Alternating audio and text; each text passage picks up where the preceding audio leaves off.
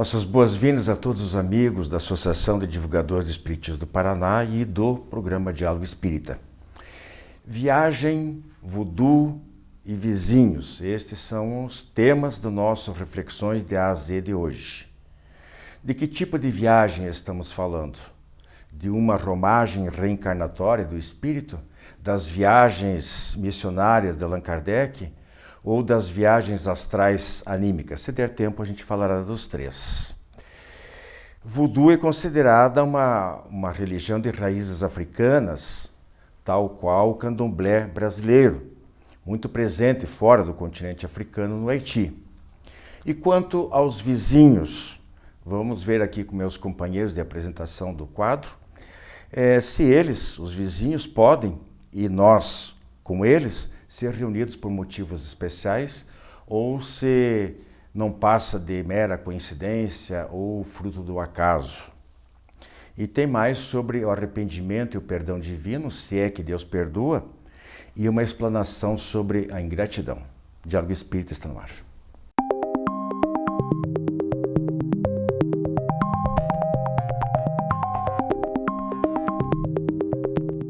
Prezados amigos, nosso Reflexões de A a Z, o primeiro tema que a gente decidiu comentar aqui é sobre viagem.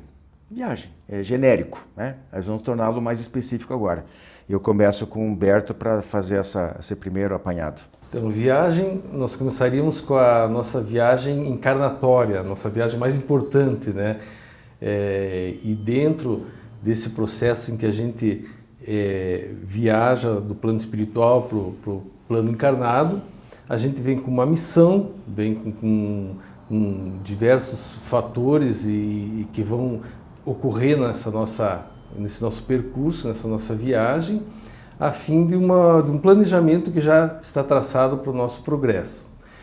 Nessa viagem é importante a gente fazer uma outra viagem, dentre tantas que a gente vai fazer, que é a nossa viagem íntima.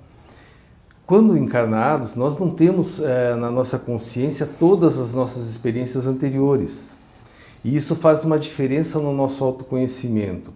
Por isso é importante a gente fazer uma viagem íntima e com até certa frequência, de tempos em tempos, observando nosso estado emocional, nossas tendências, as nossas dificuldades, aquilo que é ruim em nós, que nós não gostamos, para justamente nos melhorarmos, para justamente focar onde precisamos trabalhar em nós mesmos. Né? Essa viagem íntima ela é uma bússola para o cumprimento da nossa missão aqui nessa encarnação. Então tá explicadinho, é claro, isso aqui é bem sintético para a gente poder vencer o tempo, né? Eu já escolhi, Humberto, falar uma viagem bem diferente. Meu Deus! Quando nós falamos em espiritismo, a gente tem duas classes de fenômenos que a gente estuda bastante, que são os fenômenos mediúnicos e os fenômenos anímicos. Fenômenos anímicos são aqueles produzidos pelo espírito do próprio indivíduo, sem a interferência. Então, não há uma comunicação ou uma ação de um espírito desencarnado sobre um encarnado para produzir um fenômeno, seja ele qual for, seja psicografia, psicofonia, um efeito de levitação, o transporte de um objeto, o que quer que seja. Muito bem, existe um ramo dentro desta classe de fenômenos anímicos, repito, não é mediúnico, que se chamam viagens astrais, ou desdobramento consciente, ou projeções de consciência. Muita gente no meio espírita torce um pouquinho o nariz, porque a pessoa que trabalhou mais nessa área, e foi depois até fez um trabalho de parceria com o médium Francisco Cândido Xavier durante muitos anos, lá em Uberaba, mas a partir de um certo momento ele resolveu separar e fazer um trabalho solo, digamos assim, e ele se dedicou a essa área, que é o Valdo Vieira. Ele escreveu esse livro aqui, Projeções da Consciência, Diário de Experiências Fora do Corpo Físico. É um livro muito interessante, editado por uma editora espírita, LAC, e que merece ser lido, né? Embora dentro das casas espíritas atualmente não se pratique esse tipo de treinamento para fazer esse tipo de projeção, mas Valdo Vieira fez. E outras pessoas também, experimentadores, fizeram. Então ele descreve ele realmente projeta-se, mas não de uma maneira que fique inconsciente, em transe. Ele fazia, porque já desencarnou também, as suas excursões e incursões também ao mundo espiritual de maneira consciente. Ele via, ouvia e registrava, e essas experiências estão aqui. Então, rapidamente, eu citei aqui, são 60 capítulos do livro, eu vou ler apenas um ou outro aqui, para vocês, aliás, é muito mais. Agora que eu vi, são 100. Eu tinha aqui até colocado um ou outro, tinha assinalado, mas eu vou deixar de fora justamente em função do nosso tempo. Então, quem tiver interesse, é colocado de uma maneira científica, mas não faz mais, digamos assim, do corpo doutrinário do Espiritismo. Apenas para deixar bem claro isso aí. Projeções da Consciência, um livro muito interessante. Passando ao segundo tema nosso, Rose, Voodoo. Voodoo, o que é, né? Na verdade, é uma espécie de religião, uma crença que mistura alguns rituais africanos com sincretismos até católicos e outras religiões, que teve a sua origem nas Antilhas, foi muito cultivada lá, é conhecida muito no Haiti, que veio da África, segundo pesquisamos. Na verdade, são rituais de busca de saúde, de cura, de comunicação mediúnica, de busca de proteção de espíritos, né, em que se busca agradar a essas entidades através de diversos rituais e sacrifícios. Tem muito sincretismo religioso e muita tradição africana no meio. No Brasil, né, uma das formas dessa tradição antiga que foi trazida, se transformou no candomblé, que é uma das faces, né, daquilo que foi o voduísmo na origem. Nós, porém, popularmente, quando ouvimos falar de vodu, lembramos uma forma muito limitada e até distorcida, né, do voduísmo, que seria aqueles bonequinhos que você espetaria, né, em rituais de feitiçaria para atingir alguém. E sobre isso, né, cumpre esclarecer que quando alguém quer fazer o mal para alguém, e muita gente ainda pratica dessa forma, como se fosse uma feitiçaria por aí, nem sempre se atinge o desafeto, porque ele pode não estar em sintonia mental, no mesmo nível vibratório do espírito emissor que o odeia, dos espíritos inferiores que eventualmente são atraídos pela invocação mental feita por alguém que deseja praticar o mal. Mas sempre atinge o emissor, aquele que busca prejudicar alguém. Porque esses espíritos, quando chamados, muitas vezes não conseguem atingir o desafeto, porque ele está protegido, ele não odeia, ele não está na mesma faixa vibratória, o mal não atinge. Mas eles se voltam contra o agressor. E quando desejamos fazer o mal para alguém, ou nos entregamos a essa forma distorcida, né, do voodoo, porque ele é muito mais amplo do que isso, procurando prejudicar a outrem, atraímos para nós mesmos as energias inferiores que projetamos. Já tivemos ocasiões de atender em trabalhos mediúnicos, em trabalhos de desobsessão, casos de profunda complexidade, de pessoas que tentaram prejudicar a outros e depois atraíram para si essas companhias indesejadas e não conseguiam se afastar delas, porque eles que chamaram, ocasionando processos de diagnóstico muito difícil, doenças graves, hemorragias contínuas, inclusive, que foram de extrema dificuldade. Só a moralização, a transformação para o bem daquele que desejava o mal é que consegue realmente afastar depois esses espíritos agressores. Voodoo, então, é uma religião, tem aspectos admiráveis da questão da busca da saúde, mas se prende a rituais ainda, a formas de agradar que algumas crenças consideram que não são necessárias, porque para agradar a Deus, né, basta fazer o bem. E na sua forma distorcida ou inferiorizada, teria meios de, através de rituais chamados de feitiçaria, tentar atingir a outros. Mas o prejudicado é sempre aquele que busca prejudicar, porque só o bem é permanente, o mal é transitório. Muito bem. Eu tinha até que recolhido também algumas poucas informações, dizendo que eles não usam roupas luxuosas, preferem a chamada roupa de ração. Nunca tinha ouvido falar nisso e fui tentar saber o que era. São roupas simples, feitas de morim e cretone, né? Coloridas ou brancas, dependendo da ocasião, né? E também tem danças cadenciadas, etc, etc. E é como a Rose colocou, né? Geralmente é uma espécie de vocação para pedir conselhos, né? E resolver problemas do dia a dia. O que já mostra como é uma seita religiosa ou uma religião, como queiram, mas que é um pouquinho diferente, ou bastante diferente, né? Na verdade, do espiritismo. Nossa, que não existe para resolver problemas particulares, individuais, evocação de E que jamais espíritos. permitiria que se fizesse um mal para alguém. Com certeza, absoluta. Bom, a Rose vai falar também sobre vizinhos, que é o nosso terceiro e último item de hoje, mas eu vou deixar começar com o Humberto aqui. Vizinhos. Vizinhos. Mas mora em condomínio ou mora em individual? Eu moro individual, na verdade. Sorte sua. Eu sempre morei numa casa. Já falou!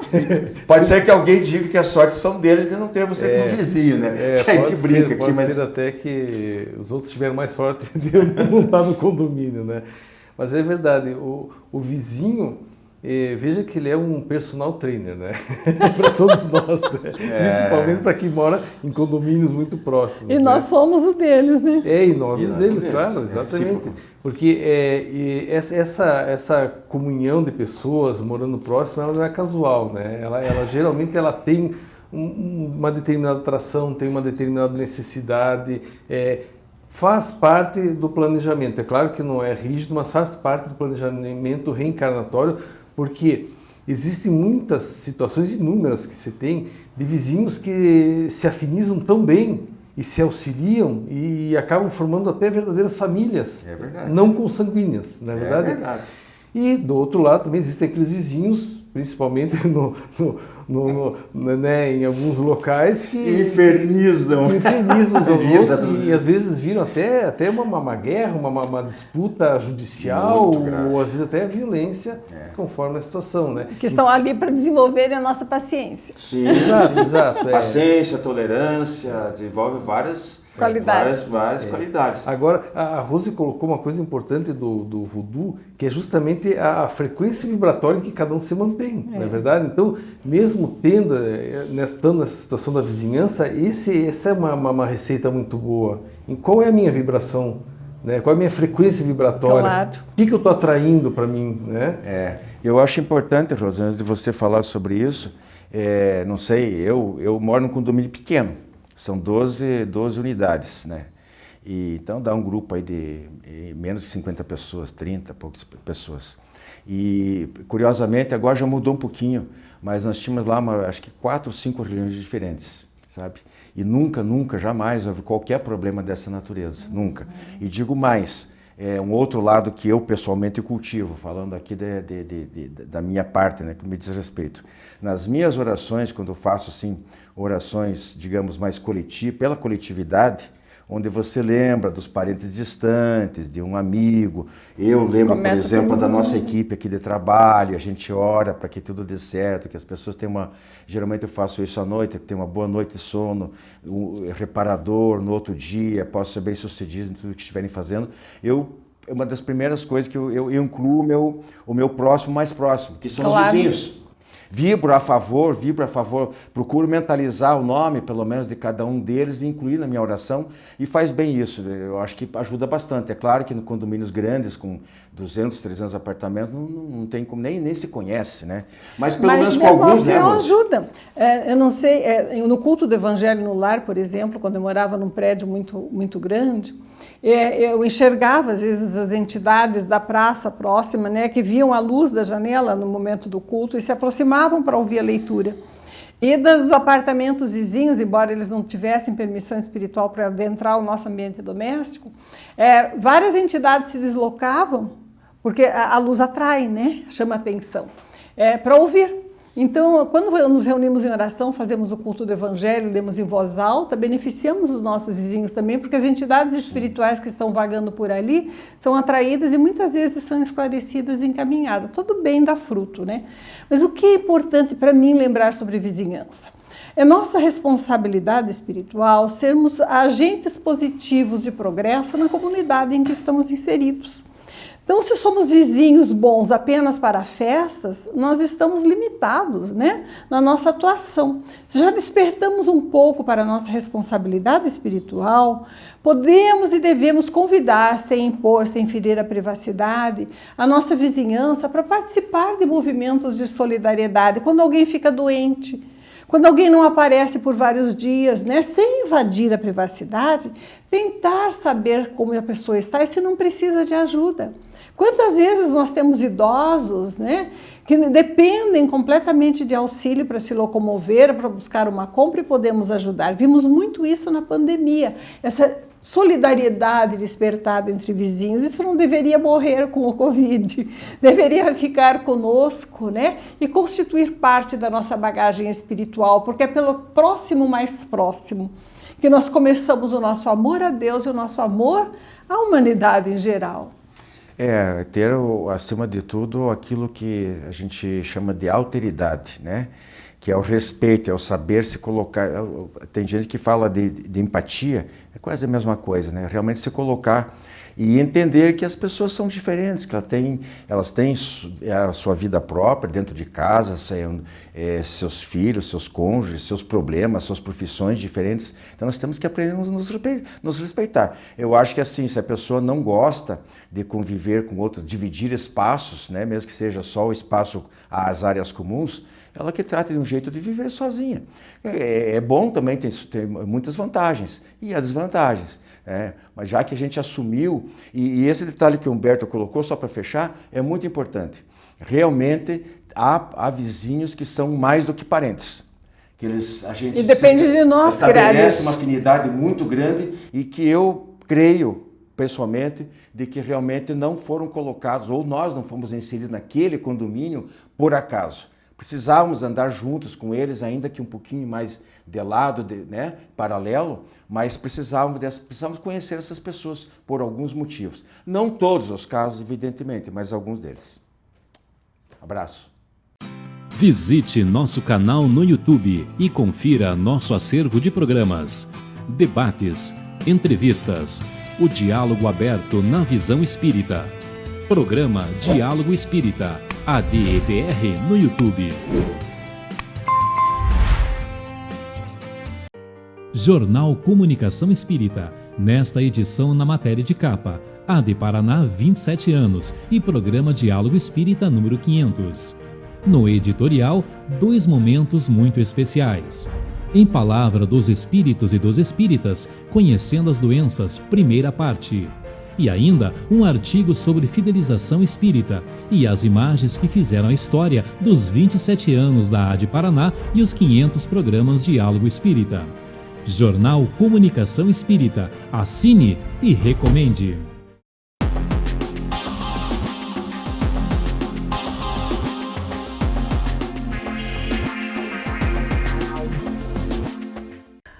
Olá, amigos! Hoje no quadro O Espiritismo Responde, nós temos uma pergunta bem interessante. É a seguinte: se uma pessoa cometeu uma falta grave, basta se arrepender para Deus perdoar? E aí? O que é arrepender? O arrependimento quer dizer que nós tomamos consciência de uma falta cometida contra alguém ou alguma coisa. É perceber uma injustiça cometida por nós. Aí nós arrependemos. E quando nós arrependemos, está tudo certo? Deus está perdoando, mas veja, faltas graves, né? Nós temos faltas que nós fazemos aí no dia a dia, que a gente vai, reconcilia com o outro, pede perdão, faz as reflexões, e são coisas que vão crescendo na medida da amizade, elas vão crescer no sentido de amenizar aquela falta cometida. Mas quando é uma falta muito grave? Então nós iremos lá em Marcos, no capítulo 1, versículo 4, quando ele traz João Batista, que João Batista ele vinha, né, lá do lado da Judéia, ele batizava as pessoas quando elas arrependiam de seus pecados. Quando elas arrependiam, elas eram batizadas, as suas faltas eram canceladas, os seus pecados eram cancelados por Deus.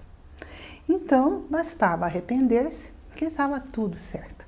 Nós iremos ver também através da história, lá nos meados do século XIV, no final do século XV, ali na Idade Média, que com esse preceito vendia-se as indulgências. O que seriam essas indulgências? Seria o pagamento para ser perdoada, ser cancelada as nossas faltas, os nossos erros. E assim, então, dependendo do grau social, tinha um valor a ser pago. E também, de acordo com a falta, ela tinha um preço a ser pago. Então, quando eu cometi um erro muito grave, eu ia lá, nesse segmento religioso, e pagava-se a indulgência e estava tudo certo. Estava tudo tranquilo, não importava se era uma falta muito grave, se era uma injustiça contra o nosso irmão. E a doutrina espírita, como que é? Nós batizamos para poder ser perdoados os nossos pecados? Nós vendemos indulgências? Nós negociamos alguma coisa? Como que fica o arrependimento na doutrina espírita? O arrependimento na doutrina espírita é o primeiro passo de humildade, em que reconhecemos que nós falhamos com o nosso próximo ou em algum momento da nossa caminhada. E nós iremos então perceber que é através desse arrependimento, dentro da doutrina espírita, ela vai nos trazer que Deus é amor, é justiça e é bondade. Se Deus é justiça, como Ele pode então cancelar, perdoar os pecados que o outro comete, a falta que o outro comete com os seus irmãos, e que fica tudo por isso mesmo? Nós temos a lei da reencarnação, que é a bondade de Deus, de nos dar novas oportunidades no corpo de existência, para que nós possamos então, num novo corpo, numa nova existência, reparar aquelas faltas graves, os nossos equívocos, e reparar e reconciliar com os nossos irmãos que estão a caminho conosco. É através da reencarnação, da justiça divina, que nós iremos sim ressarcir o nosso próximo daquela falta cometida. Porque é através da reencarnação que nós iremos aprender os nossos sentimentos, desenvolver e burilar esses sentimentos de amor, de esperança, de caridade, de indulgência, de paciência para conosco e para com o nosso próximo. Nós iremos desenvolver a nossa parte intelectual, nós iremos superar os nossos conflitos, as nossas ansiedades, os nossos medos, e também é através da reencarnação que iremos aprender, que iremos evoluir e sermos úteis na onde nós estivermos no meio social. Você conhece o Clube do Livro Espírita de Curitiba? Com ele, você tem descontos de até 60% no preço de capa. E a cada 2 meses, recebe 1 ou mais livros em seu endereço. Associe-se e tenha o melhor da literatura espírita em sua casa. E ainda ganhe uma assinatura do jornal Comunicação Espírita durante o período de 1 ano. Clube do Livro Espírita de Curitiba. Associe-se e contribua para a manutenção do programa Diálogo Espírita.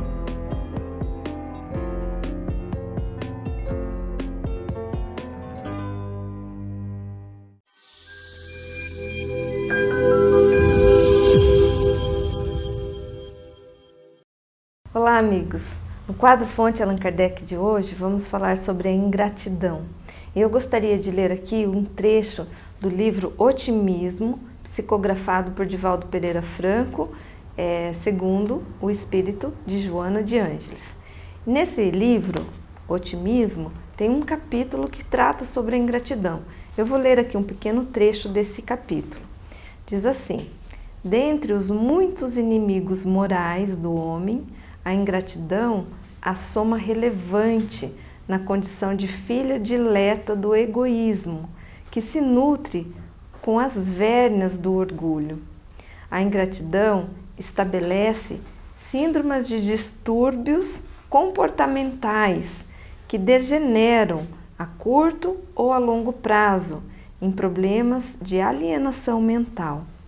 Nos dias odiernos, a ingratidão toma corpo com muita facilidade, tornando-se elemento normal nas relações sociais, em lamentável agressão aos postulados éticos, quando não se tem em conta a moral evangélica.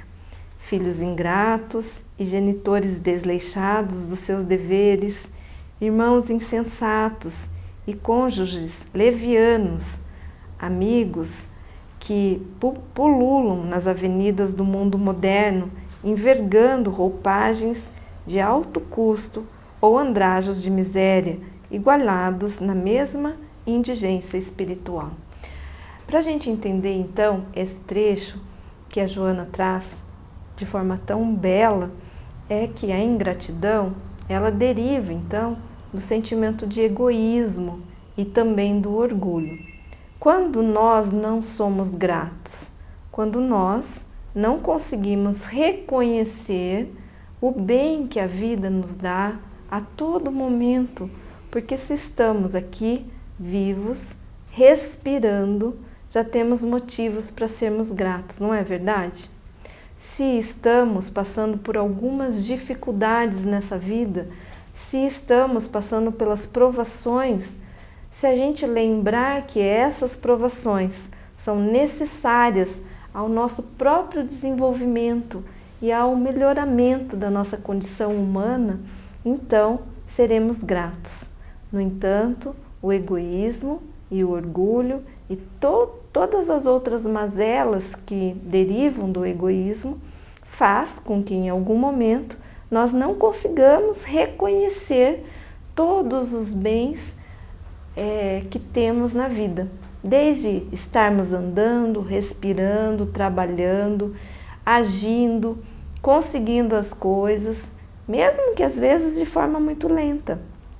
Veja, algumas pessoas podem dizer, mas eu sou doente, eu tenho uma doença crônica, eu não tenho paz, ou eu não tenho paz na minha família, porque eu tenho desacordo com algum familiar, um irmão, um pai ou uma mãe. Ou então, eu não tenho sucesso no meu trabalho, eu não consigo avançar. Se cada um começasse a olhar todos os bens que já recebeu e está recebendo, não haveria motivo para ingratidão. Então, o treino agora é sempre começarmos a agradecer. Pequenas coisas, não é um movimento muito difícil. Se olharmos cada bem que ocorreu no nosso dia, se fizermos um exercício de anotar, de escrever, pega uma agenda, pega um diário e anote lá nessa agenda, nesse diário, todas as coisas boas que aconteceram nesse dia. Reconheça essas coisas boas. Eleve o pensamento a Deus, faça uma oração de gratidão. A gratidão, ela vai trazer tantas benesses para a sua vida, para a nossa vida. Quando nós treinamos o exercício, quando nós fazemos esse exercício, nós vamos começando a reconhecer tantos bens que recebemos e que o nosso Pai nunca nos abandona. Que Jesus, nosso mestre e amigo, sempre está do nosso lado. Que o nosso mentor querido, que nos acompanha e tem tanta paciência para conosco, sempre está pronto para nos auxiliar. Se elevarmos o pensamento, se realizarmos uma pequena prece, se formos gratos pelo dia, pela nossa vida e por tudo de bom que Deus nos deu. Então, vamos fazer um exercício para esse ano novo? Vamos ser gratos, começando por hoje. Até lá!